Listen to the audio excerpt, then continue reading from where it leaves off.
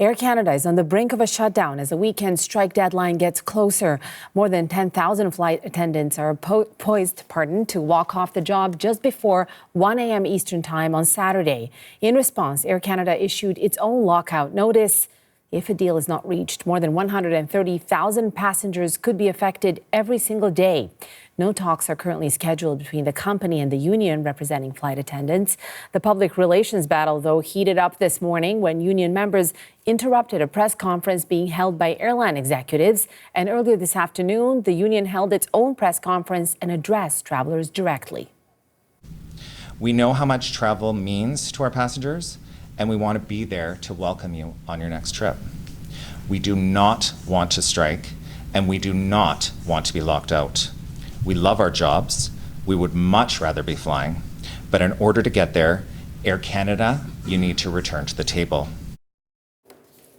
Let's bring in the CBC's Mark Carcassol now. Mark, we watched that press conference together. A lot was said. What did we learn? Yeah, Deanna, it sounds like, again, there is a huge chasm between the union representing these airline workers and the airline itself. The union says that the 8% offer of a wage raise from the company would still keep junior flight attendants more than $700 a month below minimum wage. Now, the company has said that it has offered them a total, this is global compensation raise of 38%. That's not just wages, that's when you factor in everything.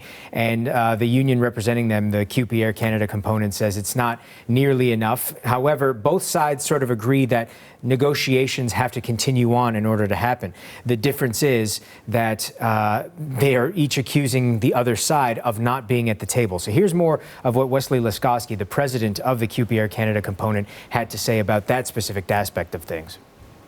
Our proposals have been evidence-based, factual, and more than fair.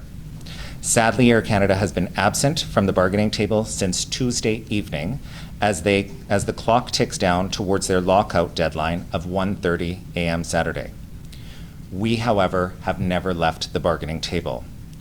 We have and will remain ready to hear the company's response to our latest offer. Now, Laskoski says they have made multiple wage offers to the company and that they never get a response when they do, according to what the union is claiming. They say that the company isn't even responding to their offers in person. They're doing it through the Minister for Jobs and Families, Patty Hajdu, which is another issue there. They do not want to see government intervention here. They say that a deal can be reached if they negotiate with each other, whereas various trade organizations, chambers of commerce, are asking for the government to step in and intervene here before the impact of any potential job stoppage get too bad. The union says that they feel that they can come to an agreement if there are just negotiations happening. Again, they have to come face to face and meet at the table in order to do that. Contrary to what the head of the union local there says, though, the company itself, who had a news conference a little earlier in the day, says that it's the union who's not showing up. Have a listen. CUPE, for its part, while claiming at every turn they want to reach a deal, wasted 10 precious days, the last 21 days, by refusing to negotiate while they sought a strike mandate. They made the very last days of negotiations meaningless by making unsustainable offers.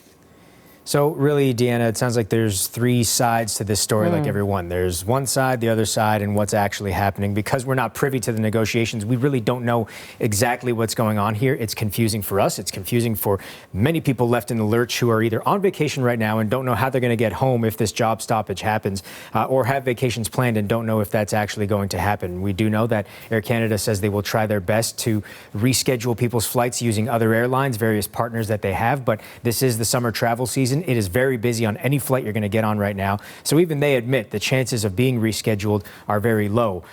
So unless there is some action to either negotiate and come to an agreement, or the government steps in, as many people have called on them to do, there's a lot of people that are going to have to make a lot of new arrangements over the next couple days. And at the great expense in many of those cases. Yeah. Thank you so much for that, Mark. That's CBC's Mark Carcassol. And as Mark was just telling us, thousands of travelers are facing unexpected disruptions. My next guest is one of them, and he's had to pay significantly more to get home. Antonio Gisoni joins us now. He's currently on a cruise trip. He's heading to Rotterdam, Netherlands. Antonio, thank you so much for joining us. My pleasure. Antonio, I can only imagine how stressful the past few days have been as you're trying to figure out your way home. You're on a cruise, I should mention to our viewers, as they can probably see beautiful, bucolic views behind you. Talk to us a little bit about when you found out that your flight home might not be happening and what you've had to do since. We received an email from Air Canada advising that strike action would be a rather significant possibility as of midnight Saturday. Midnight Friday. You were able, I understand, we're having a little bit of a technical disruption, of course, because you are on a moving ship. You were able to book new flights, but I understand at a very high price. If you feel comfortable, can you share with us how much that set you back financially? The official quotation that we were given yesterday with Air Transat was $1,900 per person. That has now gone up to $3,000 because we didn't act yesterday. So we had a quote from airlines, and we elected to meet with Air France, meaning a stopover in JFK to get us to Toronto for 5 o'clock tomorrow, Saturday. To the tune of $6,000. So the price went up. We're looking at $6,000 for an additional cost, not the luxury of flying home when we were supposed to in the first place. My goodness, I'm so sorry to hear that. Antonio, any word on whether you're going to be reimbursed in any way for that? Not a hint whatsoever.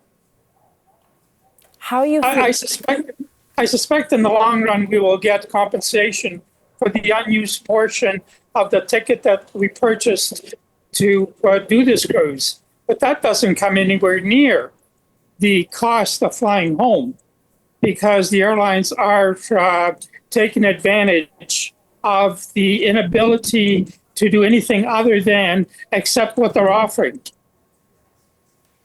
This is what I wanted to ask you. I mean, how much support do you feel travelers like you, and we're talking about 130,000 passengers a day, once the strike and the lockout actually start happening, how much support do you feel people like you have been given by Air Canada? How good of a job have they done helping out passengers? Absolutely zero support from Air Canada, other than the email that they sent me yesterday advising that the strike was imminent and that they had the ability to service a few passengers, but because of the sheer volume of people that are flying, they said basically you're on your own to get home. And I haven't received anything from Air Canada since yesterday in terms of an update in terms of how the negotiations are coming along. I'm really sorry to hear that about the inconvenience you're going through, Antonio. Tell us, I mean, with everything happening, I'm assuming that this trip was something you've been planning for a long time and looking forward to. How are you feeling right now? Not very happy. It seems to have taken you out of the holiday mood and into a stressful situation, and not knowing the cost, not knowing if you're going to be able to get home. It's basically ruined the holiday for us. I wanted to ask you, Antonio, knowing what you know now, how you say you've been treated by Air Canada, has this experience changed the way you'll approach future travel plans, or any advice you'd like to share with other travelers? First of all, I don't think I'd be flying Air Canada anymore on the basis of not having given any consideration in terms of what the passengers are going through. Future flights, absolutely, but not with Air Canada. Antonio, thank you so much for that. And I hope that you enjoy as much as you can the rest of your trip. Thank you for sharing some of those beautiful views with us. And I'm so sorry that you're going through this stress. That was Antonio Gisoni. Thank you. Thanks. Montreal Trudeau International Airport in Dorval is one of the country's busiest travel hubs. Our Jayla Bernstein is tracking flights there and speaking with travelers.